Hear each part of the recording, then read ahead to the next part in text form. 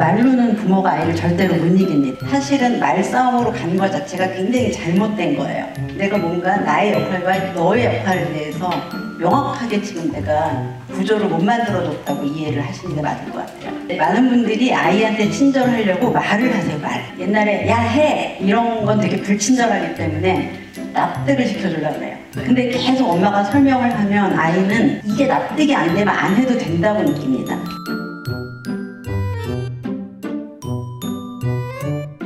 첫 번째 사연입니다. 본인 물건이나 쓰레기를 치울 때는 네가 어질렀으니 네가 치워라 라는 말을 자주 했더니 딸이 냉장고 가까이 있을 때 제가 물 좀 가져다 줘 이렇게 얘기를 하니까 내가 왜? 이렇게 말을 합니다. 자기가 아니고 엄마가 목마른 것인데 왜 자기가 해야 되느냐고 따지네요. 말빨이 정말 딸립니다. 뭐라고 설득해야지 부모의 권위가 살까요? 대화 방법이 궁금합니다. 이 사연 많은 분들이 공감을 해주셨거든요. 생각보다 아이와 말싸움에서 지는 부모님들, 아마 찔리시는 분들 계실 것 같아요. 말로는 부모가 아이를 절대로 못 이깁니다. 못 이겨요. 왜냐하면 아이들은 논리가 없어요.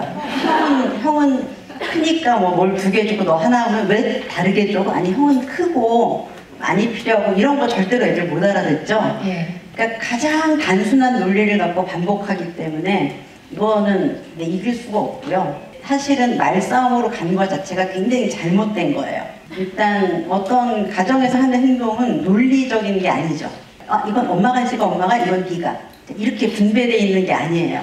쓰레기를 버리는 거에 대해서 엄마가 대략적인 규칙을 좀 갖고 있어야 됩니다. 모든 성장은 제로에서 100으로 가는 거예요. 엄마가 다 하다가 조금씩 넘겨주고 이렇게 넘어가는 과정들에 칭찬을 해주는 거거든요. 근데 엄마가 싹 치우다가 어느 날 야! 이렇게 되면 아이는 그 흐름을 알 수가 없어요. 그러니까 왜? 뭐 이렇게 되고 심지어 물까지 떠다줘? 뭐 이렇게. 얘랑 나랑 경쟁하는 거 아니잖아요. 말을 하려면 쓰레기는 보는 대로 줍고 엄마가 대부분 줍겠지만 너네들도 갖다 버리라고 하는 건 갖다 버려. 이렇게 가야 되는 거죠. 아이가 예상치 못하게 왜? 이렇게 하면 또 할 말이 없어요. 부모의 말에 따르지 않았을 때 어떻게 효과적으로 반응을 하고 대응을 해야 되는지 이 부분에서도 갈증을 느끼시는 부모님들 굉장히 많으시거든요. 어떻게 대응을 해야 되느냐. 왜? 라고 하는 건 제가 볼 땐 가정 내 규칙이나 구조가 약한 것 같아요. 그냥 어떤 것들은 사장님이 내일 30분 일찍 출근하지? 이거 가서 왜요? 그 위치에서 그런 역할을 하던 사람이 이렇게 할 때는 대체로 따르는 거다 하는 게 가정 안에 있어야죠. 왜? 라고 하는 건 얘가 진짜 이때 불만이구나 라고 내가 들어야지, 얘가 수시로 한다는 건 내가 뭔가 나의 역할과 너의 역할에 대해서 명확하게 지금 내가 구조를 못 만들어줬다고 이해를 하시는 게 맞을 것 같아요. 여기서 마지막 질문으로 뭐라고 설득을 해야지 부모의 권위가 살까요? 부모의 권위를 설득으로 생각하시는 분들이 굉장히 많으신 것 같아요. 설득이 안 됩니다. 많은 분들이 아이한테 친절하려고 말을 하세요. 말. 옛날에 야 해! 이런 건 되게 불친절하기 때문에 납득을 시켜주려고 그래요. 왜 이를 닦아야 되냐면 네가 왜 옷을 갈아입어야 되냐면 이렇게 다 설명을 하세요. 설명이 되기도 하고 안 되기도 하죠. 근데 제 개인적인 경험으로 저희 딸이 처음 초등학교를 갔는데 한 달쯤 지났나 엄마 나 내일 학교 안 가도 되지? 이러더라고요. 그래서 어떻게 당당하게 이러지? 유치원 때는 가끔 한 번씩 쉬었잖아. 그건 그렇지. 그렇잖아요. 열조남 안 보내고. 엄마 내일 설명해줄게. 나 학교 갔다 와. 그래서 제가 그 다음날 딸한테 세상에는 싫어도 꼭 해야 되는 일이 있고 하고 싶어도 하면 안 되는 일이 있어. 뭘 꼭 해야 되고 뭘 참아야 될지는 엄마가 알려줄 거야. 알았지? 그러니까 이거를 오래 설명할 수 없어요. 매일 설명하는 거 아니에요. 어떤 분은 매일 아침마다 이거를 3개월째 하다가 저한테 왔어요. 그분은 설득하신 거예요. 오늘은 설득당했어. 내일은 설득 안 돼요. 저는 그냥 이렇게 이건 규칙이야. 학교로 가고 안 가는 걸 네 맘대로 정할 수 없어. 일단 가야 돼. 그리고 엄마가 허락해야지만 결석도 가능해. 근데 설득은 몇 년에 걸쳐서 내가 가르치다가 포기할 거야 라는 결론을 갖고 옵니다.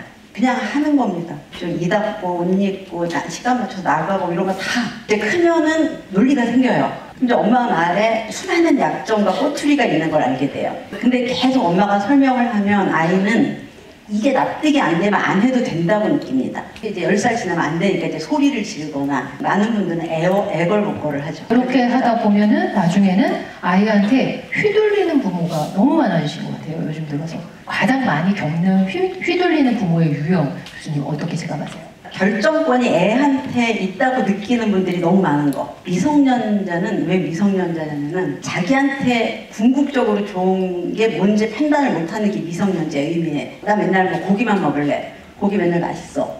근데 고기만 먹으면 역행결핍이 생기니까 안 돼 라고 하는 사람이 있어야 된다는 거죠. 그만해를 해줘야 돼요. 애들은 이거를 하는데 언제 끊어야 내가 너무 스트레스도 안 받고 그러는지를 잘 몰라요. 감정 조절 능력이 당연히 어른보다 미숙하니까 너무 아이가 자기 스스로 다 조절할 수 있다고 착각을 하게 되는 것 같아요. 사실 많은 부모님들이 수평적인 부모님들을 꿈꾸는, 이 관계를 꿈꾸는 분들이 많은 권한을 줄수록 아이가 한테는 더 유익하리라 생각하는 경우도 굉장히 많은 것 같아요. 권한을 준다는 게 이런 거죠. 여기 앞에 계신 어머니한테 돌아오는 월요일부터 대통령 하세요. 멘붕이죠.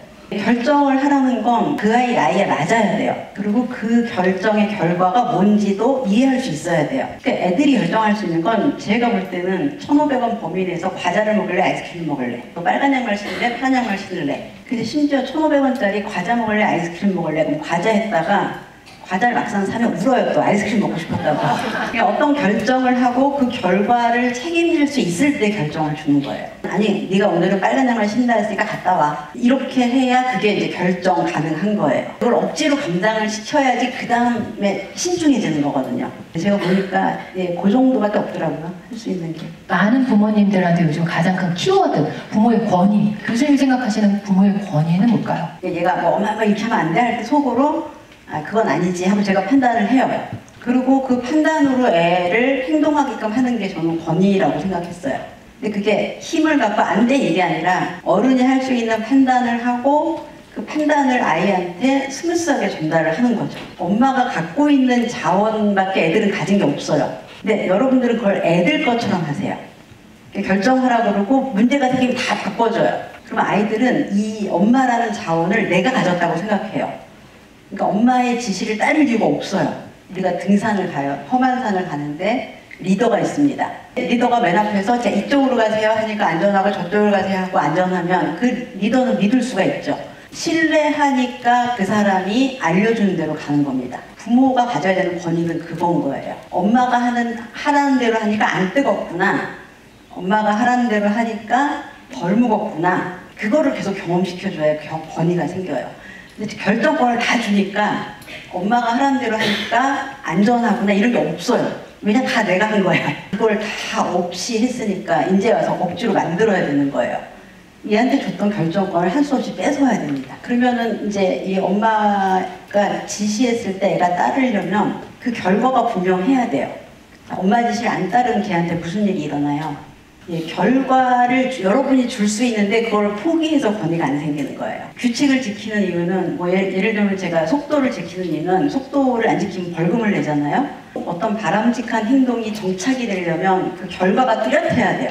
쓰레기를 잘 버리면 엄마가 스티커하고 상을 줄게 이렇게 해야지 권위가 생기거든요. 결과를 통제해서 생기는 힘이 권위라고 생각하시면 돼요. 뒤늦게 아이가 청소년이다. 부모의 권위가 이미 떨어졌는데 이걸 회복시키기 위해서 우리가 알아야 될 how to 추천해 주신다면요. 청소년기에 권위를 잡으면 좋은데 청소년기에 굉장히 잃기 쉬운 게 관계입니다. 관계가 상하면 권위고 뭐가 없어요. 그래서 일단 관계가 튼튼해야지 그 다음에 권위도. 그리고 일단 청소년기는 아이가 할 거 하면 학교 갔다 오고 학원 갔다 오고 학원 숙제 하면 할 거를 막 120% 한 거예요. 자, 이걸 안 받아들이시는 분들이 애들이랑 싸워요. 그러니까 숨 쉬는 거 빼고 다 공부만 해. 야, 숙제했다고 공부 안 하냐? 매일 야근, 매일 철야 야근 시키는 공장처럼 애를 또 돌리니까 사실 애들이 착한 겁니다. 그냥 학교 갔다 오고 학원 갔다 오고 숙제하고 뭐 가끔 친구랑 놀고 이러면 120점이거든요. 그거 이상의 행동은 할 수 없이 요즘은 이제 핸드폰하고 용돈으로 좀 통제를 합니다. 근데 이제 핸드폰 쉽게 뺏으면 안 돼요, 정말. 아이가 부모에 대한 사랑만으로도 이렇게 좋은 태도를 갖진 않아요. 부모에 대한 애정은 공기 같은 거죠, 공기. 공기가 없으면 죽지만 공기가 있을 때는 공기가 있네 이러지 않거든요. 그래서 이게 약간씩 뭔가 이렇게 부모가 자원을 조정해가면서 예, 아이를 통제하는 습관이 돼 있어야지 아이들도 그러니까 부모가 시킨 대로 하면 뭔가 장단기적으로 나한테 이익이구나 이런 느낌들이 있어야 된다는 겁니다. 청소년 건드리지 마시고요. 건의를 가지려면 일단 아이돌을 좀 아시고요. 아이돌 티켓이나 뭐 포토카드를 좀 사주시면은 약간 존경합니다. 관계 회복을 위해서. 그래야 존경받아요. 1초라도 미루는 습관이 생긴 거예요.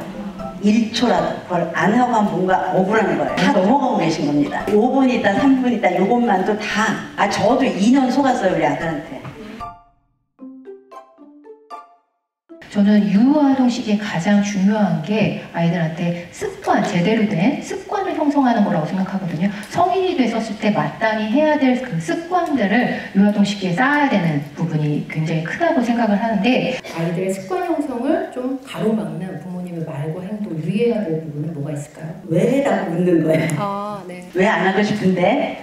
왜라고 물어봐주면 안 해도 된다는 뉘앙스 같아요. 여보 나 이번에 1000만원짜리 가방 사고 싶어. 남편도 얘기했어요. 그게 꼭 갖고 싶어? 자 이러면 사도 된다는 거예요? 안 된다는 거예요? 헷갈려요. 남편은 이제 마음 알아준다고 진짜 갖고 싶을 만하다. 돈이 없는데 어떡하지 이러면 열불나잖아요.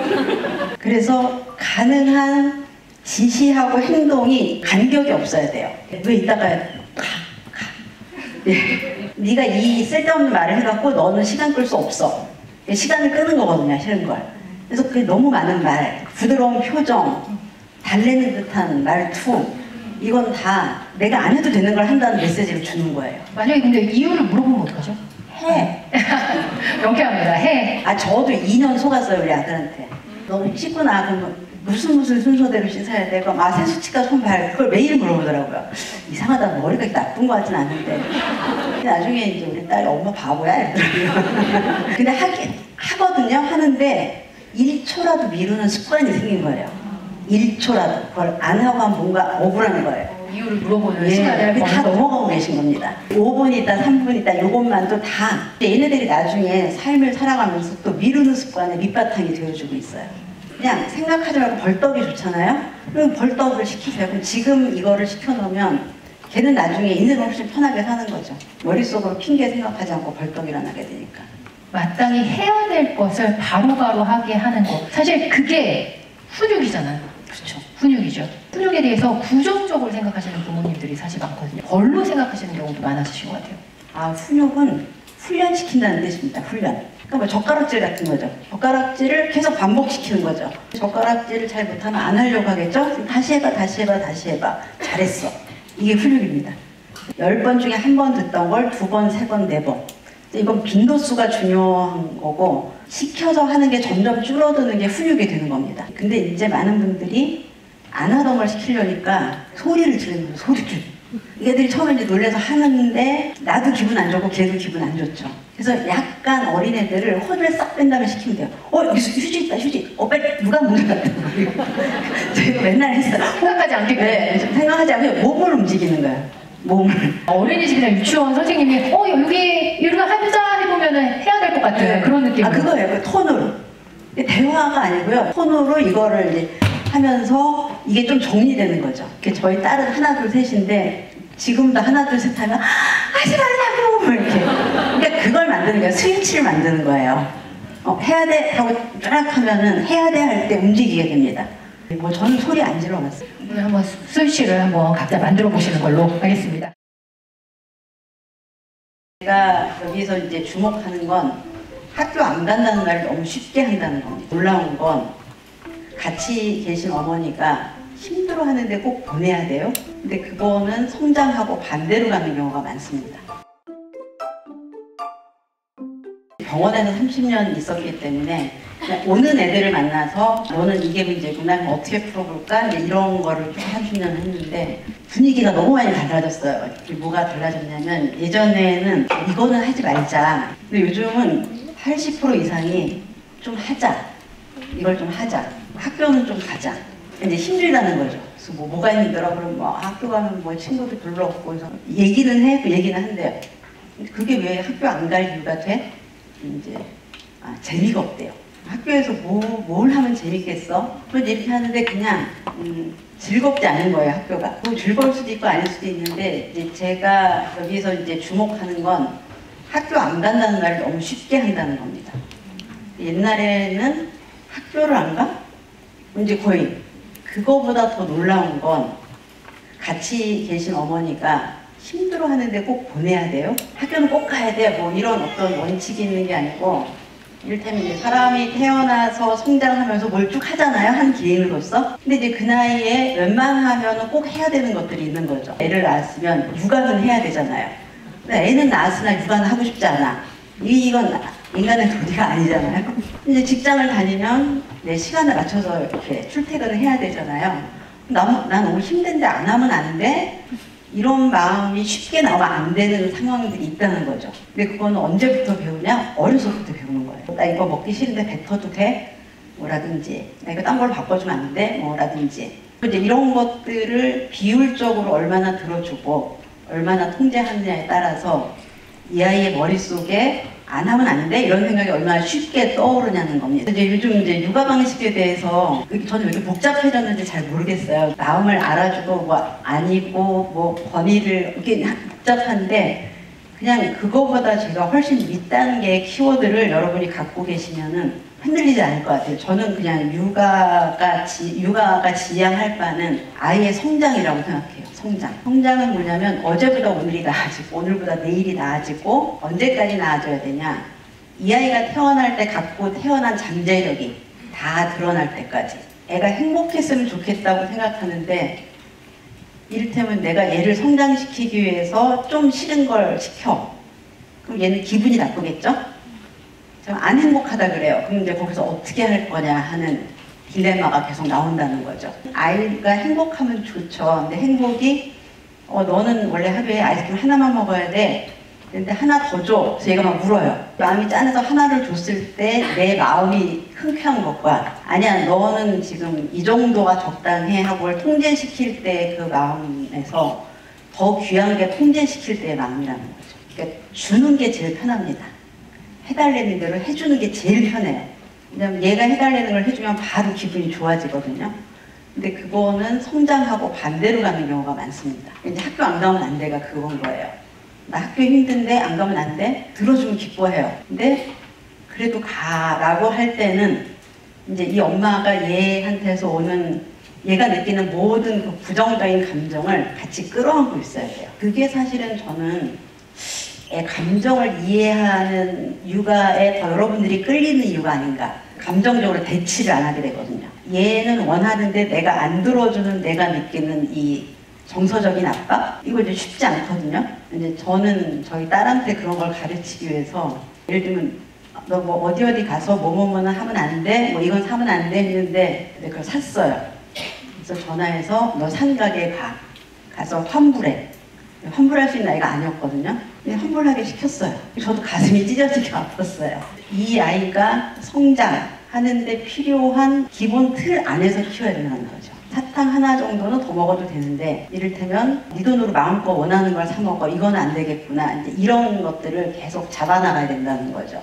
근데 이제 성장은 뭘로 가느냐? 적응으로 갑니다. 적응은 자기가 포함된 집단 안에서 무리 없이 지내는 거죠. 성장을 시키면 아이들이 부모의 품을 벗어나서 성인이 됐을 때 어느 집단에건 들어가고 거기서 적응을 하는데 이게 이제 도구가 됩니다. 적응을 하면 기분이 당연히 해피하겠죠? 못하면 언해피합니다. 그런데 이제 여러분들이 아이의 행복이라는 키워드를 잡고 있을 때 지금 행복하고 나중에 부적응하게 하는 거 아닌가? 이런 생각을 해야 된다는 거죠. 지금 당장 이 아이하고 내가 기쁘게 기분 좋게 지내는 것과 장기적으로 봤을 때 이 아이와 관련된 중요한 문제를 어떤 방식으로 해결할지는 좀 반드시 구분을 하시는 게 나중에 내가 그때 진짜 열심히 애를 키웠는데 왜 이런 결과가 나왔지? 학교 안 간다 그럴 때 제발 길게 말하지 말고 그냥 가 이렇게 하세요. 정상적인 성인이면 무조건 해야 할 일이 있습니다. 그렇죠? 근데 그거를 누가 이렇게 사정해서 하는 게 아니에요. 남편한테 여보 직장 갈 거지? 다닐 거지? 이러지 않잖아요. 그냥 무조건 해야 되는 것들이 있고 거기에 대해서는 엄마한테 딴지 걸지 못하게 집단 생활도 필요하고 가정에서 규칙도 필요한 겁니다. 얘를 통제하기 위한 게 아니라 얘는 규칙으로 완전히 되어 있는 그런 세상에 들어가서 적응을 해야 되기 때문에 지금 아이가 몸담고 있는 작은 가정이라는 세상 내에서 비슷하게 움직일 수 있게 해주는 게 성장과 적응을 위해서는 가장 좋은 방법이라고 할 수 있습니다.